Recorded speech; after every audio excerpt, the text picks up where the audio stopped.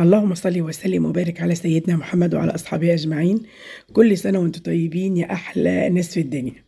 النهاردة مع بعض عملنا الفسيخ. تعالوا نشوف تخليل الفسيخ سهل وبسيط. أول حاجة أنا جبت البوري زي ما انتم شايفين كده، وغسلته غسلة حلوة وطلعت منه المرارة. بصوا أنا بشاور لكم عليه، دي المرارة اهي زي ما انتم شايفين. لازم تشيليها عشان ما تمررش معاكي الفسيخ.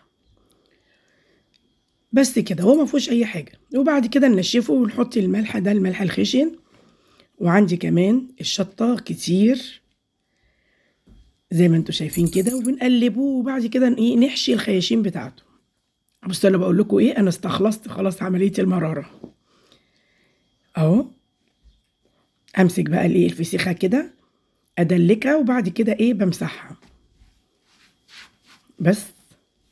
ونمسح الخياشيم حلوه قوي. وبعد كده نخلله ونحطه في قلب في قلب الاكياس بتاعتنا. تخليل سهل سهل وسريع وما فيهوش اي حاجه على فكره اهو. يعني وليه تشتريه بالغالي واحنا نقدر ان احنا نعمله؟ احنا نعمل الحاجه في بيتنا ونبقى مضمونه، حاجتنا مضمونه 100%. طبعا مسكت الكميه كلها زي ما انتم شايفين، مسحتها حلو قوي بالمناديل علشان ما يبقاش فيه ميه خالص. شايفين؟ بصوا البوري جميل ازاي وصابح ازاي اهو. وبعد ما خلصته زي ما انتم شايفين كده، همسك بقى احشي الخياشيم بتاعته. هو ما فيهوش حاجه، ملح وشطه بس اهو. وبعد كده نبطنه كده من البطن بتاعته كده بشويه ملح.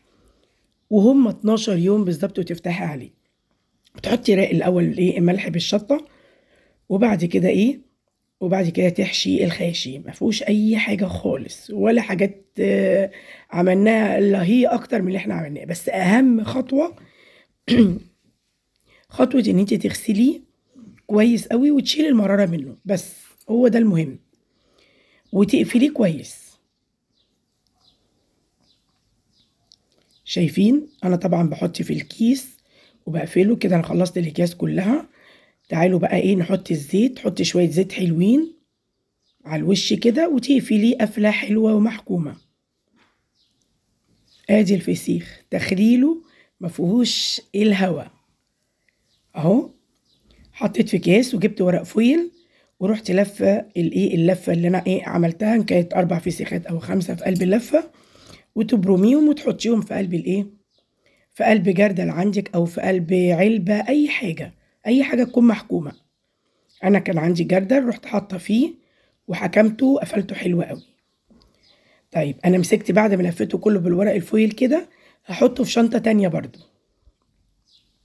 يعني بعد ما قفلناه بالورق الفويل هحطه في شنطه تانية برضو، كل واحده لوحدها اهو.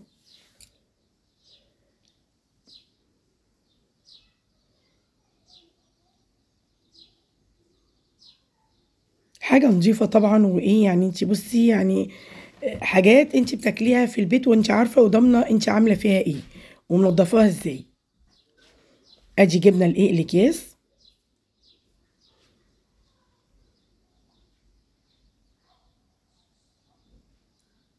خلاص انا كده خلصت. الفسيخ بتاعي خلص الحمد لله. تعالوا يلا نفتح بقى عليه بعد 12 يوم اهو. بصوا الميه بتاعته والميه والشطه عامله ازاي. هنفتح. طبعا الميه نضيفه ازاي، الميه كمان نضيفه، هي شطه بس. بنفتح بقى عليه وطلع بقى فسيخه فسيخه كده. وبعد كده اقوم شطفاها في قلب الحوض برضو. يعني كل ده هيتشطف على الحوض. وبعد كده نفتحه بقى وناكله كده اهو. انا شطفته كويس من الملح بتاعه والشطه. يا جماله يا جماله. شايفين القلب بتاع الفسيخه عامل ازاي من جوه؟ شايفين؟ احمر على ابويا بطيخ جميل يا جماعه والله العظيم. جميل جميل جميل. لو عجبك ما تنسيش السبسكرايب ليوميات مطبخ الياسمين، ورأيك وتعليقاتك. والسلام عليكم ورحمة الله وبركاته. وكل سنة وانتم طيبين يا أحلى متابعين في الدنيا.